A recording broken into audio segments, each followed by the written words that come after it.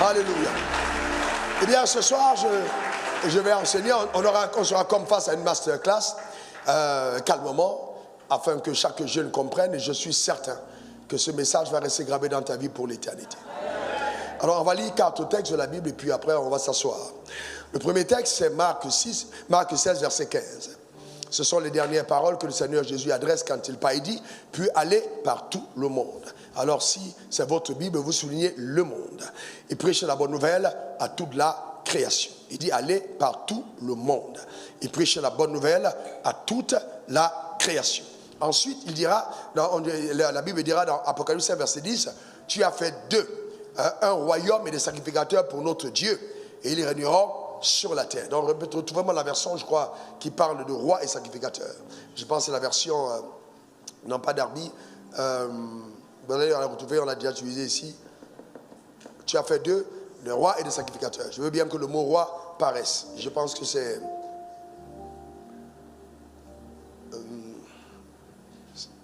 ce n'est pas...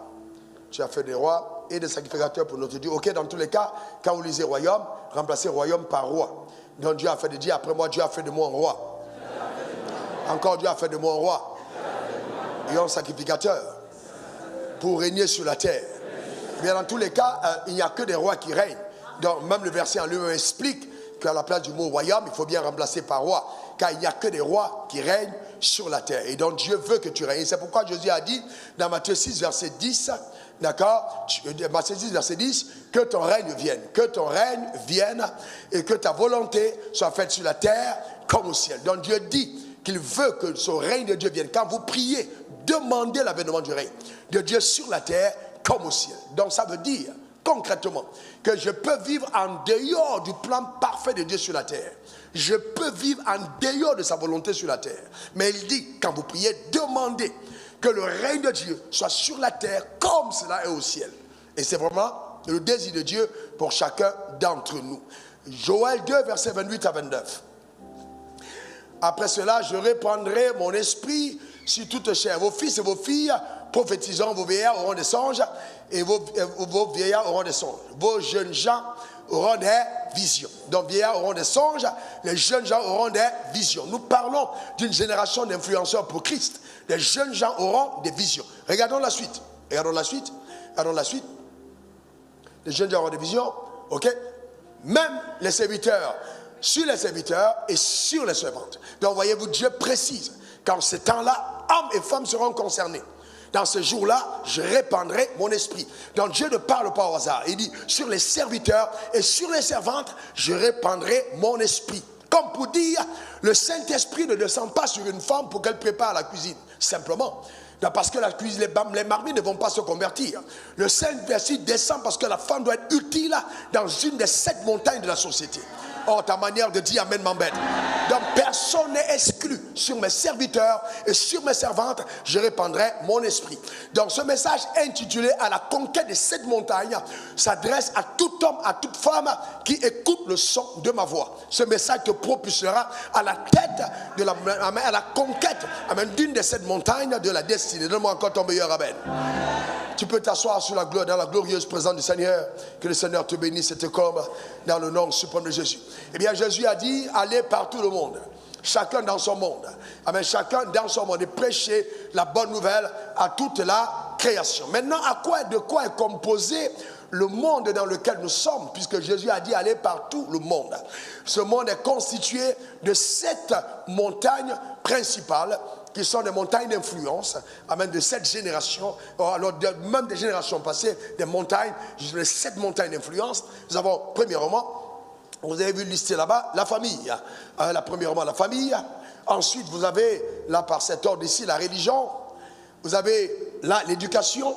Vous avez là, l'art. Vous avez ici la politique. Vous avez les finances. Et vous avez les médias, qui sont justement les 7 montagnes d'influence de la société.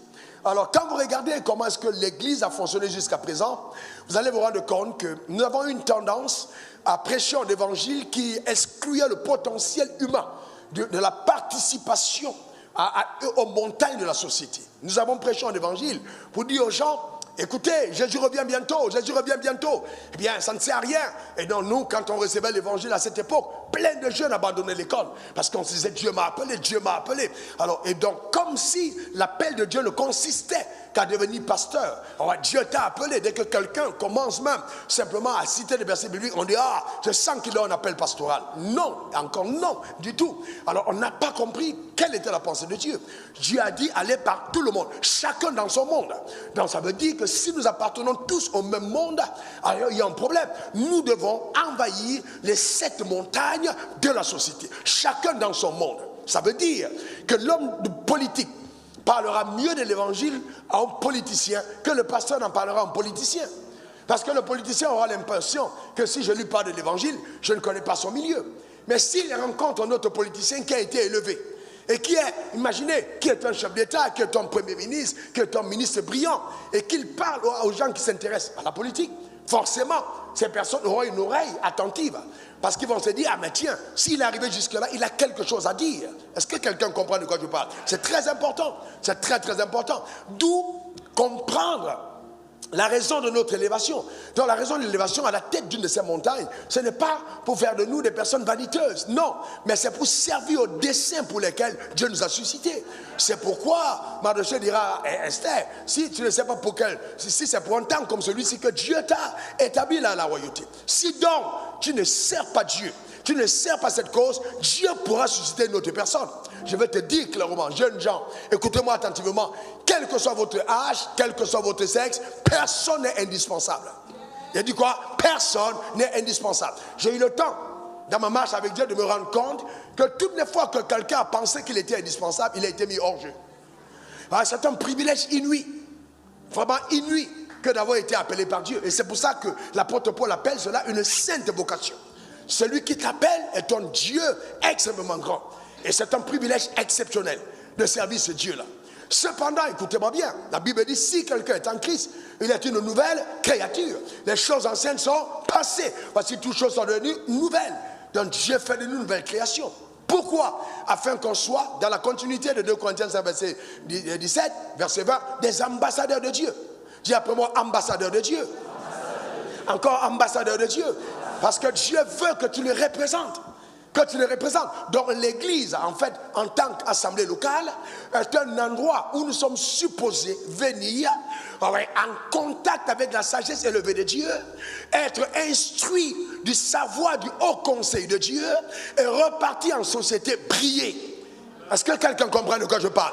Car c'est briller, c'est ça le plan parfait de Dieu. C'est très important qu'on le comprenne.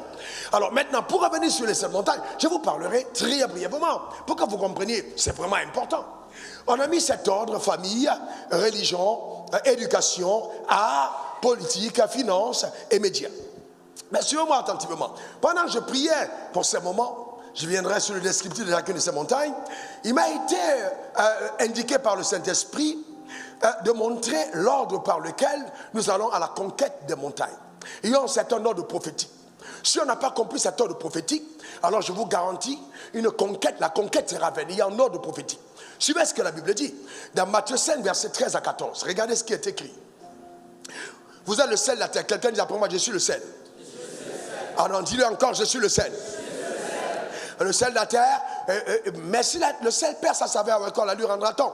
Il ne sert plus qu'à être jeté dehors et foulé aux pieds par les hommes. Verset 14, vous êtes la lumière du monde. Une ville située sur une montagne ne peut être cachée. La Bible dit, tu es le sel de la terre.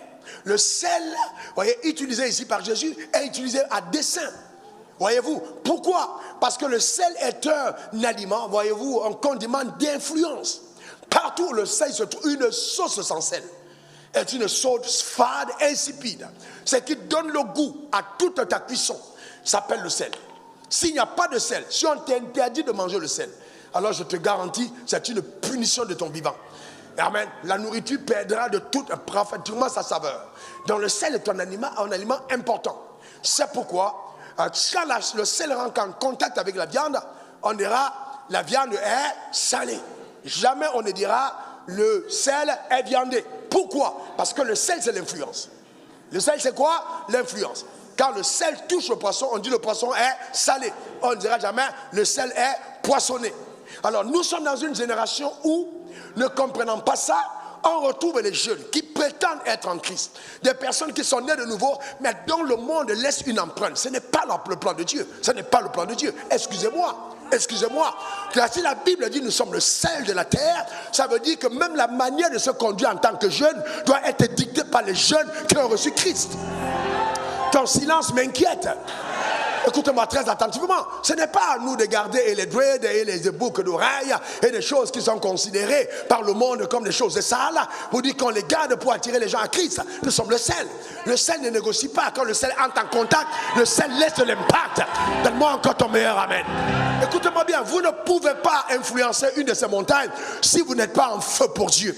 La première des choses que Dieu veut voir, c'est le feu de Dieu. C'est pour ça qu'il dit, sur les jeunes gens, les serviteurs et les servantes, je répandrai mon esprit. Ta manière de dire amen m'embête. Donne-moi ton meilleur amen. Le feu du Saint-Esprit, ce qui fait de toi un jeune puissant, c'est ce feu de Dieu, ce zèle de la maison de Dieu qui te dévore. Que personne ne te séduise. Tu n'es pas trop jeune pour penser que Dieu va t'utiliser. C'est un mensonge au Dieu de l'enfer.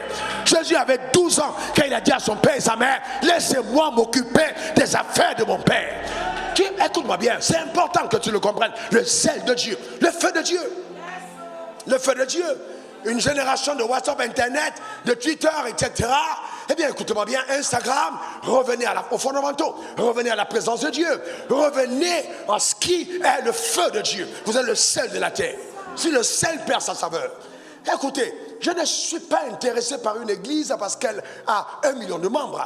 Mais c'est parce que je sais très bien qu'au jour du jugement dernier, ce ne sont pas ceux qui étaient dans l'église qui sont acceptés au ciel, mais c'est ceux qui ont gardé le feu de Dieu. C'est ceux qui ont eu de l'influence. Ta manière de dire m'embête, amen m'embête. Écoute-moi, si tu as mis tes pieds à ce programme et que tu tiens jusqu'au bout, je te garantis, ta chaise t'attend à une de ces montagnes. Donne-moi encore ton meilleur amen. Il y a des gens dont Dieu fait la promotion. Il y a des gens que Dieu recommande. Il y a des gens pour qui Dieu ouvre les portes souverainement. Ne permets pas au rêve que Dieu a mis dans ton cœur de s'arrêter. Parce que Dieu a un plan pour ta vie. Il a un plan pour toi. Il a un plan pour toi. La première découverte que j'ai faite, Madame Ira, j'ai découvert que je n'étais pas venu sur la terre accompagner les autres. Ça, c'est la première découverte. Que je n'étais pas venu sur la terre accompagner les autres. Gloire à Dieu pour tous ces grands hommes que Dieu a suscités. Mais je sais qu'il y a un plan rattaché à ma vie. Je sais que Dieu m'a appelé à l'existence pour un but précis. Que je n'étais pas été appelé par Dieu pour être membre d'une communauté. Non, mais plus que ça, il y a un dessein arrêté par Dieu, rattaché à mon existence. Et que le feu de Dieu dans mon cœur devrait m'amener à accomplir la raison pour laquelle je suis sur terre. C'est très important.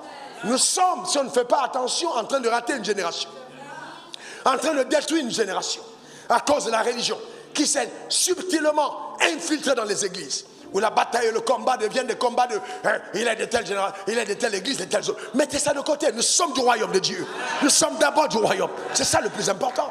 Ce n'est pas l'église à laquelle tu appartiens ou le pasteur qui est sur toi, mais ce sont les desseins de Dieu rattachés à ton existence. Et aux yeux de Dieu, tu n'as de valeur que quand tu commences à prendre en considération véritablement la souveraineté de cet appel qui t'a été adressé. Et il n'y a pas d'âge. Il n'y a pas d'âge. Il n'y a pas d'âge. Joseph, avec quel âge? 17 ans. Quand il a eu les rêves prophétiques rattachés à son existence. 17 ans quand il était vendu aux enchères.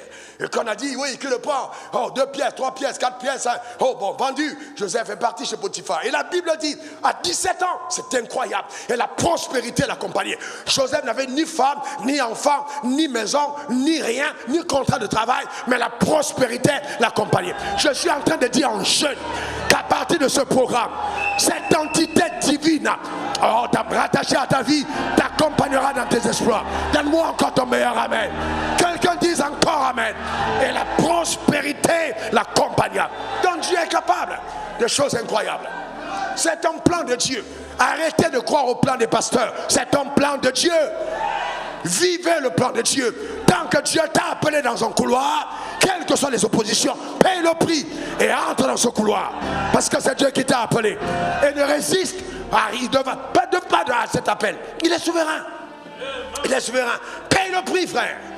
Paye le prix. Jésus avait 12 ans. Il avait 12 ans. Jésus avait 30 ans quand Satan lui a proposé le royaume et toutes ses gloires. Il dit, regarde tous ces royaumes et leurs gloires, je te les donne si tu te procèdes devant moi. Il avait quel âge? 30 ans. Il avait 30 ans. Et aujourd'hui, tu as 30 ans, tu penses que tu es encore trop jeune. Tu as 34 ans, 35 ans. Jésus était déjà mort. Il avait déjà conquis le monde. Est-ce que quelqu'un comprend?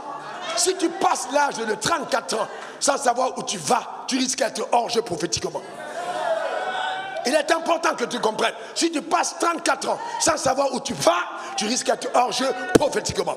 Mais la grâce et la miséricorde de Dieu ont fait que ton appel soit rattaché au sel. Ça veut dire que même si tu as raté et la cuisinière du début n'a pas mis le sel, et qu'à table tu te rends compte que le sel n'est pas dans le repas et que le sel n'est pas dedans, tu peux encore t'arrêter à cette heure et dire il faut le sel dans la sauce.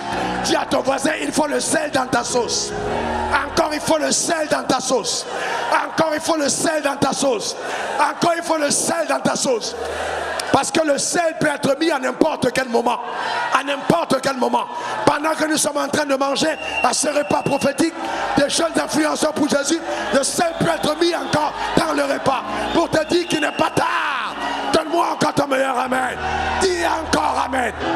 J'entends Dieu me dire, j'effacerai les années de ton égarement. Je restaurerai ta jeunesse. Je te redonnerai ma vigueur. Oh, ta manière de dire amen m'embête. Qu'est-ce que Dieu dit, Esaïe? Il dit, je vais effacer les années de ton égarement. Je ne tiendrai pas compte de ces années où tu étais étourdi. Dans mon agenda, je vais couper ces années. Je te redonne ta jeunesse. Je te redonne ta vigueur. Je te redonne la force. Je ne compte pas ces années. Donc il y a des gens ici qui ont 60 ans. Et Dieu dit tu as 23 ans. Parce que Dieu vient de couper certaines années. Il estime que les années où tu n'étais pas dans la connaissance sont des années annulées. C'est maintenant que le sel est mis dans la sauce. Le sel est dans la sauce. Le sel est dans la sauce. Le sel est dans la sauce. Le sel est dans la sauce. Donne-moi ton meilleur amen. Quelqu'un dit yes. Quelqu'un dit yes. Quelqu'un dit yes. Alléluia. Amen. Amen. Écoute-moi attentivement. Et quand Dieu parle, il dit, je vais couper, je vais extraire ces années. Ça veut dire que tu vivras plus longtemps qu'il n'était prévu que tu vives. Parce que comme ce soir, en contact avec ce message, tu prends conscience de remettre le sel dans la sauce. Dieu estime que les années perdues, que les souterrains ont dévorées, il les restaure. Il coupe ces années et il les greffe sur les années à venir. Et il te ramène là où l'horloge prophétique s'était arrêtée. Je te vois courir comme un jeune, marcher comme un jeune, influencer comme un jeune. Oh, ta manière de réagir m'embête. Amen. Que cela soit ton partage. Que cela soit ton partage. Reçois la grâce de Dieu. Au nom suprême de Jésus. Donne-moi encore ton meilleur amen. Dis encore amen. Hey, c'est ça. Amen. Assieds-toi un moment. Assieds-toi. Est-ce que tu crois que Dieu est capable de faire ce qu'il a dit? Il va le faire. T'inquiète pas, il va le faire. Dieu est puissant. Vous êtes, amen, la lumière du monde. Ce qui est dit après, la lumière. Ça veut dire que, quel que soit... Vous savez, les gens ont dit, quand j'ai commencé le business, les gens ont dit non, un homme de Dieu ne peut pas faire les affaires, un enfant de Dieu ne peut pas faire les affaires. On avait des concepts tellement erronés, comme si l'argent était quelque chose que Satan avait créé. On laissait tout entre les mains du diable. Mais le drame, c'est que quand quelqu'un venait à l'église avec un petit argent, parce que c'était des miettes, tu te rappelles, le pasteur et tout le monde, on s'en trouve pour tout. Tu vois les bras cassés de la société qui sont dans nos églises et ils sont comme des rois. Parce qu'ils sont 10 000, 5 000, on commence à l'adorer. Et je lis ma Bible, je dis, mais c'est quoi on est en train de vivre? Donc s'il y a quelque chose qui t'embête dans l'église, c'est toi la solution. S'il y a quelque chose qui t'embête dans la société, c'est toi la solution. Arrête de te plaindre, arrête de te plaindre, arrête de te plaindre. Si tu n'aimes pas la politique comme elle est faite et que tu critiques, c'est toi la solution. Tu n'aimes pas les affaires comme ça se passe, c'est toi la solution. L'éducation comme ça se passe, c'est toi la solution. Certains d'entre vous allez construire, avant les 10 années à venir, des établissements d'influence, d'éducation dans la société. Parce que c'est votre montagne. Ta manière de dire amen m'embête. Ta manière de dire amen m'embête. C'est important. Les artistes, amen, que ce soit les footballeurs, dans tous les domaines, tu es en train de susciter une armée. Ne recule pas, ne recule pas. Tu entends ma voix. Si ton pasteur n'est pas d'accord, change d'église et viens à cet endroit. Si ton pasteur n'est pas d'accord, change d'église. Ne perds pas le temps, viens à cet endroit. Nous, ce n'est pas l'église, nous, c'est une vision. Nous sommes en train de marcher avec une vision. Nous portons une vision d'une génération d'influenceurs pour Jésus-Christ. Ta manière de dire amen, amen. Donne-moi ton meilleur amen. Est-ce que ça ne te gêne pas quand les gens marchent en route et ils disent librement qu'ils appartiennent, qu'ils sont dans le mouvement de Woubi? Ils sont libres, on ne critique pas. Mais si les gens peuvent marcher librement et disent qu'ils sont dans leur mouvement, les satanistes marchent. Mais toi, tu as Christ, tu as la vérité, tu as le chemin, tu as l'éternité en toi. Tu as honte, pourquoi? Dis après moi, je n'ai pas honte de l'évangile. Déclare-le encore, je n'ai pas honte de l'évangile. Déclare-le encore, encore. Ah oui, parce que Dieu fait la promotion de ceux qui n'ont pas honte de l'évangile. Une lumière, amen. Tu es la lumière du monde. Dis lumière. Dis encore lumière. Dis encore lumière. Dis encore lumière. Assieds-toi un moment. Assieds-toi un moment. Assieds-toi un moment. Voici le problème que tu as. C'est que tu as peur des ténèbres. C'est que tu as peur des ténèbres. Voici le vrai problème. Tu as peur des ténèbres. C'est ça le vrai problème. Alors qu'en fait, les ténèbres existent pour te révéler. Les ténèbres existent pour te révéler. S'il n'y a pas eu de ténèbres, il n'y a pas eu de lumière. Les ténèbres existent pour te révéler. Donc n'aie pas peur de la montagne à laquelle Dieu t'appelle. Que ce soit la politique, que ce soit l'art, que ce soit, n'aie pas peur de la montagne. Oh, il y a trop de ténèbres. Oh, on n'a jamais vu. C'est la raison pour laquelle tu es là. C'est la raison pour laquelle tu portes la lumière. Tu dois éclairer ce domaine. Ah oui, on dit l'art, la télévision et tout ça, ils sont corrompus. Mais c'est parce que tu n'es pas encore là. Tu es celui qui va faire changer les choses. C'est pas toi que les choses vont changer.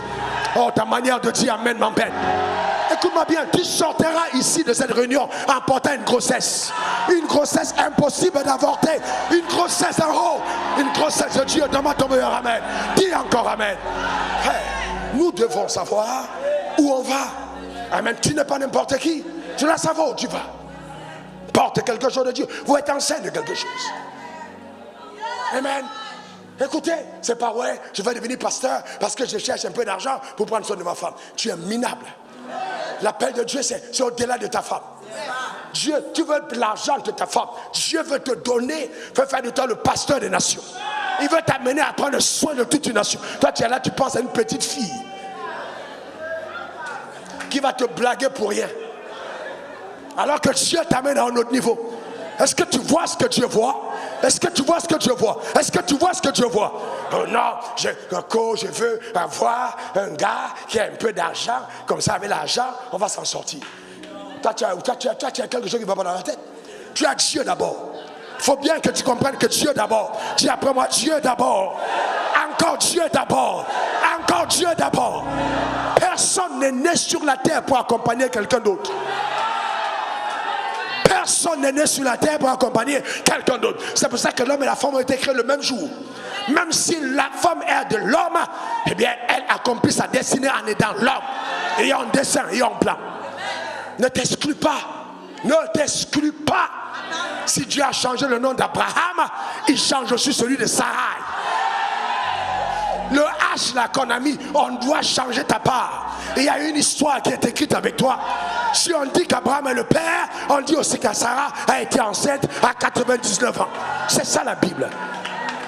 À 90 ans. C'est ça la Bible. Amen. Ne t'exclus pas. Il n'est pas tard. Je dis quoi? Il n'est pas tard. Je dis quoi? Il n'est pas tard. Ne laisse pas tes années sombrer à cause d'un petit problème de cœur. Qui est cet homme? Qui est cet homme? Est-ce que tu sais ce que tu vaux? Est-ce que tu connais ta valeur? Est-ce que tu sais qui est en toi? Est-ce que tu connais la valeur de ton corps? Prends-toi au sérieux. Prends-toi au sérieux. Prends-toi au sérieux. Prends-toi au sérieux. Je parle de l'ordre prophétique. Je parle de l'ordre prophétique. Il faut que tu comprennes. La conquête de cette montagne ne se fait pas comme les gens ont souvent dit. J'avais l'âge de 28 ans quand Satan est entré dans ma chambre. Pour la première fois, j'ai fait face à Satan. C'était même l'unique fois où j'ai vu Satan face à face, qui m'a proposé au Ghana. On avait réunion au Ghana avec Rosato, tu connais. Satan est entré dans ma chambre. Mamadou Gambi était à cette réunion, mon père spirituel était à cette réunion. Eh bien, Satan est entré dans ma chambre, il me dit, écoute, prosterne-toi devant moi. Je vais te donner le pouvoir. Je vais te donner la foule. je vais te donner l'argent. Et donc, je priais en ce moment parce que je voulais voir la puissance de Dieu. Je ne priais pas pour l'argent. Je voulais voir les âmes touchées. Je voulais, quand j'ouvre la bouche, que les gens pleurent, se répandissent. C'est-à-dire, c'était les choses qui passionnaient mon âme. Je voulais voir le changement des gens. Et Satan était dans ma chambre, il dit, je vais te donner ça. En plus de ça, je te donne une foule qui va te suivre. Mais, amène-les à moi. Amène-les à moi. Authentique devant mon Créateur. Amène-les à moi. On était aux environs de 14 heures à la pause. Et j'ai été saisi d'une colère profonde à l'intérieur de moi. Une colère quand il a fait cette proposition. Et donc quand je voulais prononcer ces mots dans le nom de Jésus, il a disparu de ma chambre. Parce que mon âme avait dit non. Le vrai problème, c'est qu'il faut que tu saches que quand Satan t'apparaît, ce n'est pas ta tête qui répond, c'est ton âme qui répond. Quand Satan t'apparaît, ce n'est pas ta tête qui répond, c'est ton âme qui répond. Qu'est-ce que tu cherches? Qu'est-ce que tu veux? Quelles sont tes poursuites? Quels sont tes buts? Qu'est-ce que tu recherches? Qu'est-ce que tu recherches? La gloire de ce monde ou servir au dessein de Dieu? Tu n'es pas trop jeune. Tu n'es pas trop jeune. Tu n'es pas trop jeune. Est-ce que tu sais quelle gloire c'est d'avoir 28 ans, de marcher dans un bus et de prendre, et Dieu te dit, note ce que je te dis. Voici la clé pour réussir en Côte d'Ivoire. Et que tu prennes un bic et une feuille et que Dieu te parle à l'oreille. Que tu connais ce que c'est que Dieu te parle à l'oreille. Que Dieu te chuchote sa volonté. Que Dieu te donne de participer à son haut conseil. Il n'y a rien de plus puissant. Il n'y a rien de plus grand que ça. Ta manière de dire Amen m'embête. On te demande de jeûner 3 jours, tu ne peux pas manger. Jeûner 3 jours est difficile. Alors que nous avons demandé à Dieu de jeûner. Tellement le désir et la passion de le connaître était brûlant dans le cœur. Frères et sœurs, la plus grande richesse, c'est pas ce que nous avons, c'est ce que nous sommes en lui. Ce feu, ce zèle qui brûle dans nos cœurs. Que ce zèle ne s'éteigne point. Que cette grâce descende sur toi. Ta manière de dire Amen m'embête. Donne-moi encore ton meilleur Amen. Parce que Dieu fait de toi une référence. Cette génération ne repassera pas quand on verra la gloire de Dieu rattachée à ta vie. Ta manière de dire Amen m'embête. Donne-moi ton meilleur Amen. Alors écoute-moi bien, j'ai dit après l'ordre prophétique. Ah, c'est toi, moment. Note ceci, il y a un ordre. Dis à ton voisin, il y a un ordre. Dis-le bien, il y a un ordre. Le premier ordre, c'est quoi? C'est la foi en Dieu. Donc vous savez, écoutez, j'ai dit masterclass, suivez bien. Voici un vrai problème. Quand vous allez faire des recherches, on met toujours la religion après la famille. Et pendant que j'ai prié, je dis, c'est un ordre falsifié. Il faut toujours mettre la religion avant tout. Je vais vous expliquer pourquoi. La vie étant spirituelle, c'est la dynamique de ta relation avec le surnaturel qui fait tout ce que tu es après. Donc la religion ici, ce n'est pas simplement aller à l'église. C'est une relation avec les divinités. Soit tu es avec le diable, parce que tu as fait allégeance, soit tu es avec Dieu, parce que tu t'es soumis à Dieu. Vous ne pouvez plus être ignorant, car toutes les chaînes de télévision vous font savoir comment est-ce que les gens ont mangé la chair humaine. Comment les puissants de ce monde sont allés dans les îles pour aller violer les jeunes filles, pour aller manger la chair humaine. Des restaurants officiels qui vendent la chair humaine. Vous ne pouvez pas. Vous serez jugés. Nous serons jugés plus sévèrement dans une génération où tout est exposé. Eh bien oui, comment peux-tu donc, au vu de tout ça, ne pas prendre conscience du fait que t'accrocher à Dieu est vraiment la brûle la plus importante? Comment peux-tu oser? Comment peux-tu savoir ça? Et puis, même venir à l'église en semaine et bouton en fardeau. Quand les gens payent des billets d'avion pour aller dans les îles, rechercher le pouvoir et être établis en autorité. Mais la Bible dit l'élévation ne viendra ni de l'Orient, ni de l'Occident, mais de l'Éternel des armées. Je vois une génération de personnes. Nous allons faire mentir le mensonge. Ah, ta manière de dire Amen m'embête. Donne-moi ton meilleur Amen. Tu es capable, de par les circonstances les plus extraordinaires, de prendre ton combat de cœur, qui est le sien, et de te faire établir au-dessus de la politique. Quelle faveur ce sera pour la Côte d'Ivoire de t'avoir comme chef d'État. Voilà, tu vois ton silence, alors que Dieu t'a appelé, tu vois ton silence, voilà ton vrai problème, tu vois ton silence. Jeunes gens, écoutez-moi bien, la vie ne réussit pas aux compétents, la vie réussit aux hommes qui ont la foi, à ceux qui osent, à ceux qui croient, à ceux qui ne doutent pas et qui disent ça va aller, quel que soit ce qui arrive. C'est ça, frères et sœurs. Est-ce que quelqu'un comprend de quoi je parle?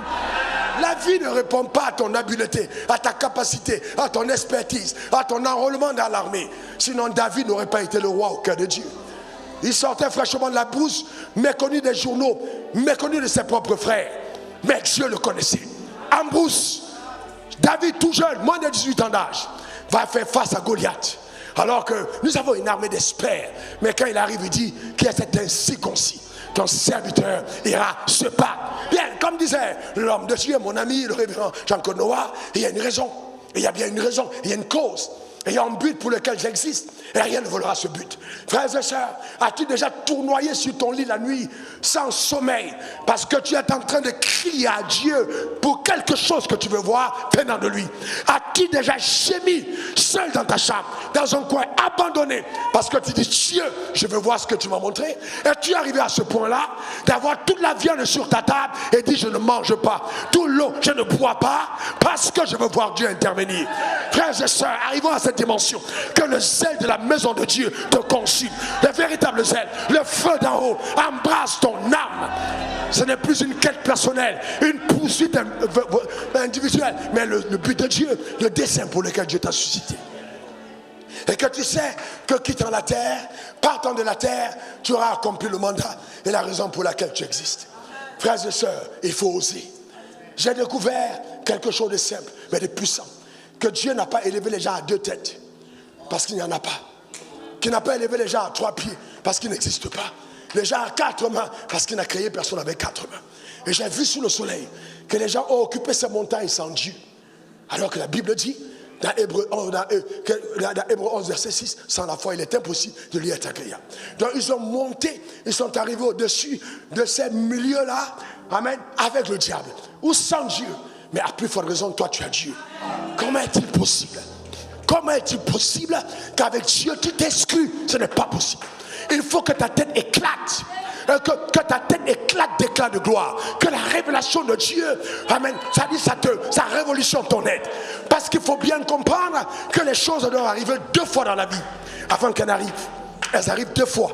Premièrement, elles arrivent dans ton esprit. Et deuxièmement, dans le monde physique. Si ce n'est pas arrivé en toi, ça n'arrivera pas physiquement. Tu sors d'ici en te voyant à la tête. Tu vas à la conquête. Tu vas posséder. Tu vas t'asseoir. C'est Dieu qui t'a appelé. Ce n'est pas un homme. Ta manière de dire amen m'inquiète. Donne-moi ton meilleur amen. Alors ne me dis pas, je ne suis pas assez éduqué, je n'ai pas assez de... Non. L'éducation c'est bien. Mais je vais vous montrer dans les jours à venir peut-être que même dans le système éducatif, il y a tellement de pollution. Et que ce que nous apprenons n'est pas la vérité. La connaissance est bonne, mais apprendre le mensonge peut être fatal. Si on te dit que tu n'as pas de sexe, si on t'enseigne des choses en te faisant croire que le continent africain est un petit continent alors qu'il est 3 fois plus grand que l'Europe, comment peux-tu penser quand on te dit que le noir est maudit et que tu apprends toutes ces choses en te faisant croire que ta propre histoire fait de toi une victime? Qui donc te dira la vérité? Ce n'est pas le président de la République, ce n'est pas un ministre qui dira la vérité. Mais si tu viens à l'église et que l'église ne peut pas changer ce paradigme, il y a un problème. Je refuse que tu ailles au ciel avant ton heure. Ta manière de dire amen m'embête. Dis après moi que ton règne vienne. Encore que ton règne vienne. Que ton règne vienne. Dis après moi, je marquerai ma génération. Encore je marcherai ma génération. Je vais à la conquête de la montagne, de ma destinée, au nom suprême de Jésus. Amen 3 fois. Eh bien oui, tu vas marquer ta génération. C'est clair et net. Tu vas le faire. Tu vas y arriver. Si Dieu t'a appelé, il n'y a pas, vous savez, Rabba Shaka. Est-ce que vous savez que personne n'est appelé à être la queue? Personne. Dans le plan de Dieu, quand quelqu'un naît, c'est qu'il est la tête. Non, tu n'as pas compris. Quand il te fait sortir devant de ta mère, c'est parce que tu étais à la tête de la course.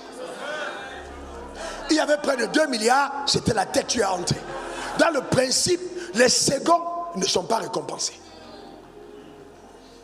Donc Dieu te dit, tu seras en haut, toujours en haut et jamais en bas. Tu seras la tête et non la queue. Donc si tu es encore à la queue, tu n'es qu'en migration. Tu n'es qu'en déplacement. Que personne ne te regarde et dise que tu es la queue.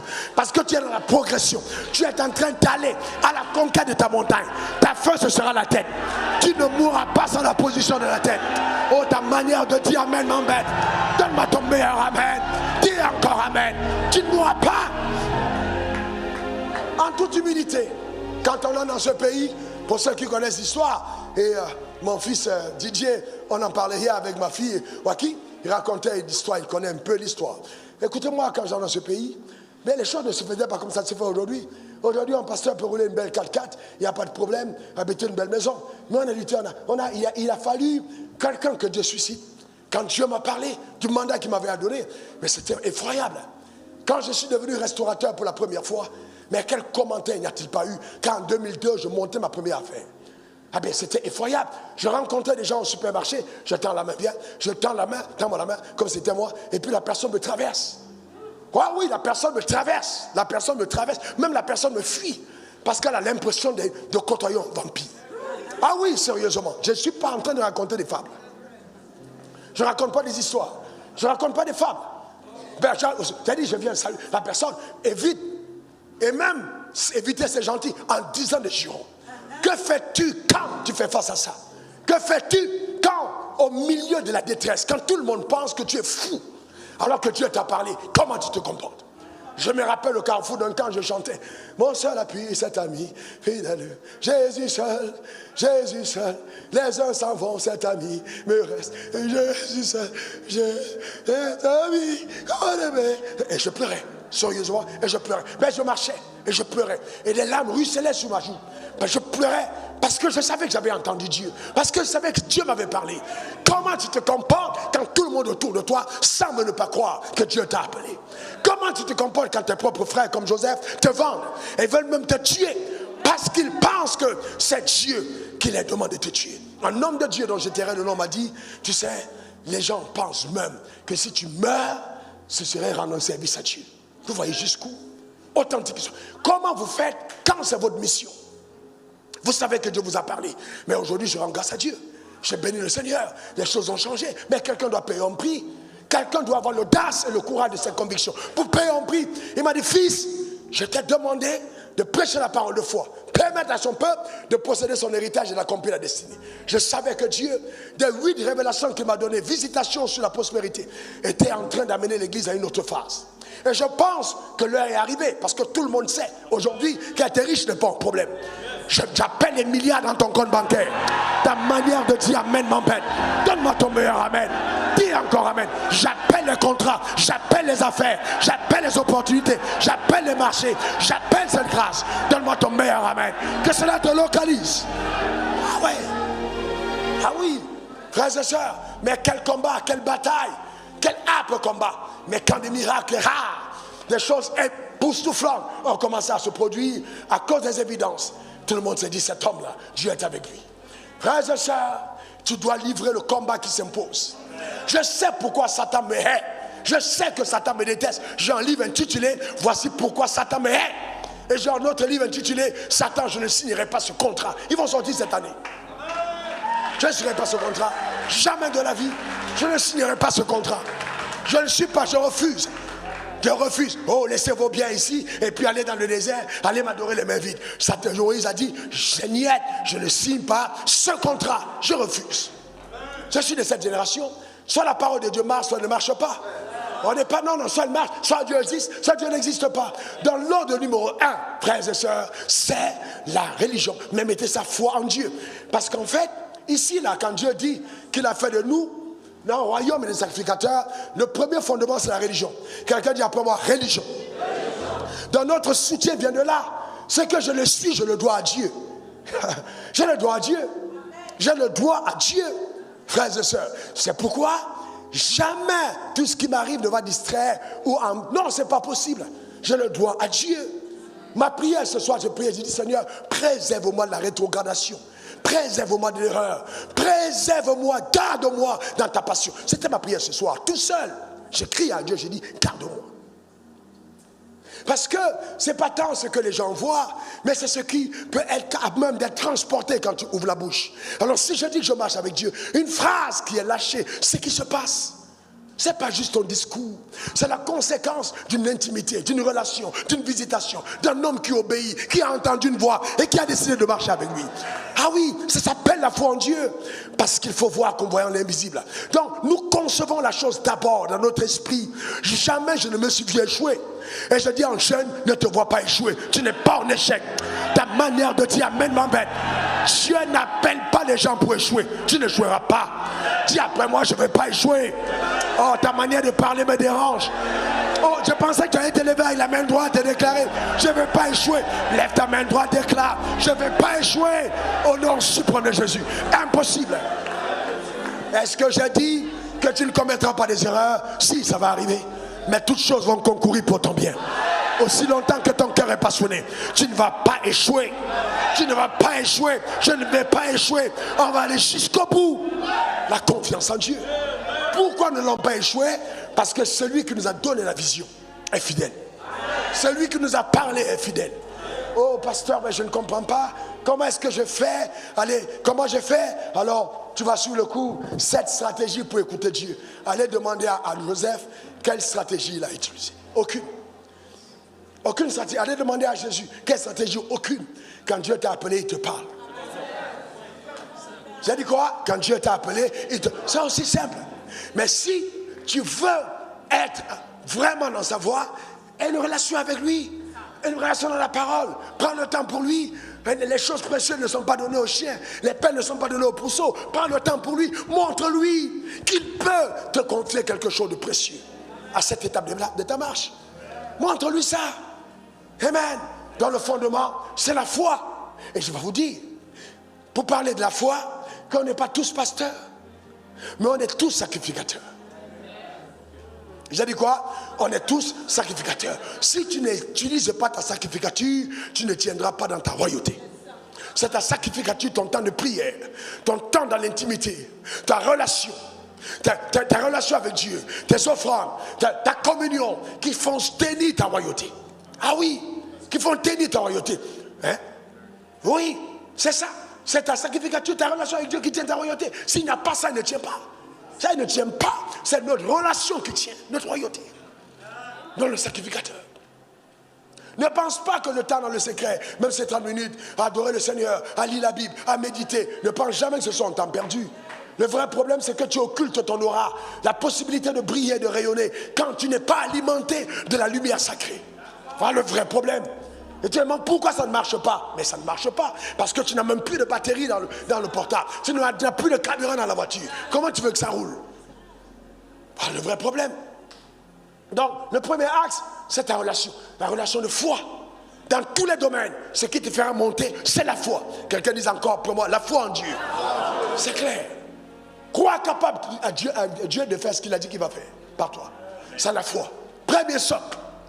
Et je vais vous dire quelque chose de puissant. À la conquête de toutes ces montagnes, la fondation commune, c'est la religion. Donc nous tous, nous appartenons à la montagne de la religion. J'ai dit quoi? Ne laissez pas la définition que vous donneront d'autres choses. Non, nous tous, notre point commun, c'est qu'on est d'abord l'enfant de Dieu. Donc on appartient à la religion. Deuxième domaine de prophétique où nous tous on appartient. Avant les autres conquêtes, c'est la famille. Maintenant, à partir de là, si tu as été master dans les deux, et dans la religion, et dans la famille, alors tu deviens maintenant là une fusée qu'on propulse. Tu deviens une fusée qui monte. Donc si tu ne prends pas soin des membres de ta famille, comme la Bible dit dans Timothée, alors tu es plus qu'un infidèle, tu as régné la foi. Alors qu'est-ce qui se passe aujourd'hui? Les jeunes gens, le diable est en train de détruire le mariage. Les gens jouent avec la famille. Ils jouent avec le mariage, ils jouent avec... C'est pas possible. Impossible. Comment vas-tu réussir si ta famille n'est pas prise au sérieux? Et vous savez ce que Satan fait? Il vous donne des modèles contemporains. Les modèles d'un homme qui a épousé sa mère. Des modèles bizarres. En fait, c'est pour amener les jeunes à penser que réussir c'est l'essentiel. La famille est essentielle. La famille c'est la base. Il dit à Abraham, toutes les familles de la terre seront bénies en ta postérité. Donc je tiens à la famille. Il faut que tu comprennes. Jeunes gens, honore ton père et ta mère. Avant d'aller à la conquête de toutes ces montagnes, comment tu traites ton père? Comment tu traites ta mère? Tu insultes ta mère, tu insultes ton père, et tu vas aller conquérir la montagne. Qui va te soutenir? Est-ce que ta mère t'a béni dans ton processus? Est-ce que ta mère est heureuse quand elle passe en ton nom? Voilà ton vrai problème. Oh non, mon pasteur, écoute, ton pasteur fait quoi? Ton père et ta mère, j'étais là quand ta mère poussait à l'hôpital. Ton mère était là quand elle t'a porté le mal dans le monde et qu'elle priait, elle criait. Hey, tu te donnais des coups de poing à l'intérieur parce que tu étais vigoureux. Je n'étais pas là. Tu vas sauter ta mère pour venir me voir. Si je suis sérieux, je te renverrai d'abord chez ta mère. Est-ce que ta mère t'a béni? Est-ce que tes parents t'ont béni? C'est pas... Il y a des gens qui viennent à l'église, ils veulent avoir la faveur du pasteur, alors qu'ils n'ont pas la faveur de leur père. C'est dangereux. C'est dangereux. Oh, quelqu'un dit, pasteur, mais tu ne connais pas ma mère. Elle est une sorcière. Elle était tellement sorcière qu'elle ne t'a pas mangé. Elle était tellement sorcière qu'elle ne t'a pas tué. Tu es à l'âge où tu es là. C'est là où tu connais qu'elle est sorcière. Et si elle est sorcière, quelle est la première personne que la puissance de Dieu doit toucher? Quelle est la première personne que tu vas réclamer à Dieu? Quelle est la première personne que tu demandes? C'est ta mère. Ne permets pas à quelque chose, à ta mère ou à ton père, à quelque chose de toucher ton cœur. Réclame-les en disant, je les veux au salut. Je refuse qu'ils aient un enfer. Je ne regarderai pas ma mère à distance ou mes parents les voir brûler dans le feu, alors que j'ai reçu la puissance à la montagne de la religion pour influencer. Il faut que tu comprennes, c'est ta famille. Aller à la conquête de ta famille, c'est important. C'est très important. Prenez ça très au sérieux. Aujourd'hui, c'est tellement qu'on retrouve même des gens, des personnes qui connaissent Dieu, qui vont commencer à détruire le mariage. Oh, je marie des... Non, laissez mon contrat de mariage sur 3 ans. Et arrêtez ces conneries. Arrêtez ces conneries et respectez Dieu. C'est ça le fondement. Et après maintenant, toutes les autres montagnes, là où Dieu t'envoie, ça peut être la politique, ça peut être les affaires, ça peut être les médias. Eh bien oui, mais vous savez quoi aussi? Pour terminer, certains d'entre vous, Dieu vous donnera plus d'une montagne. Mais il va d'abord commencer par une montagne. Et vous allez voir, il va se rendre compte que vous êtes tellement fidèle. Et qu'il y a des personnes qui ont lâché une montagne.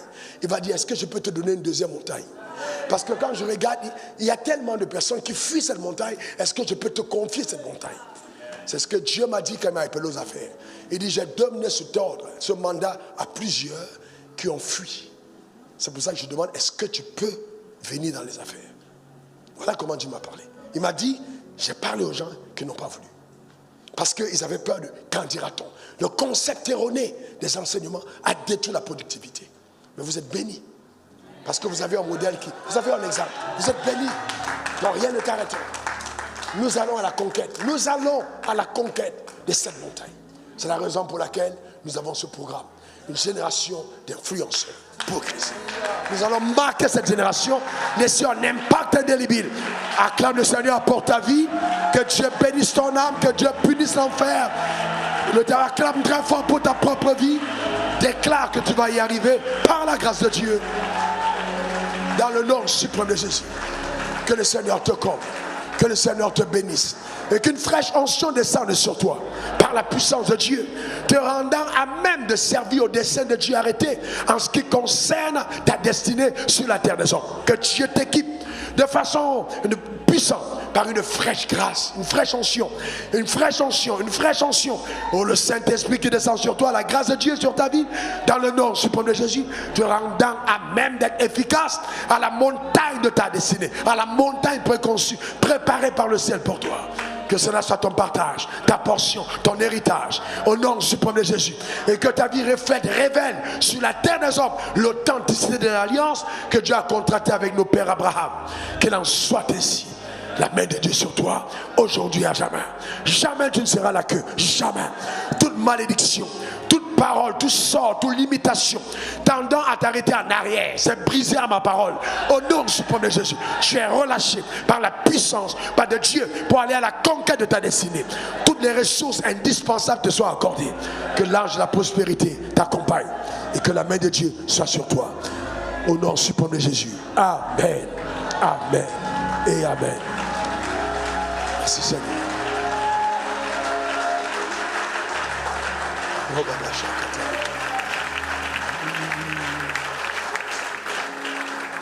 Nous allons chacun parler à Dieu pendant ce moment. Chacun répond au message que nous avons entendu. Chacun d'entre nous.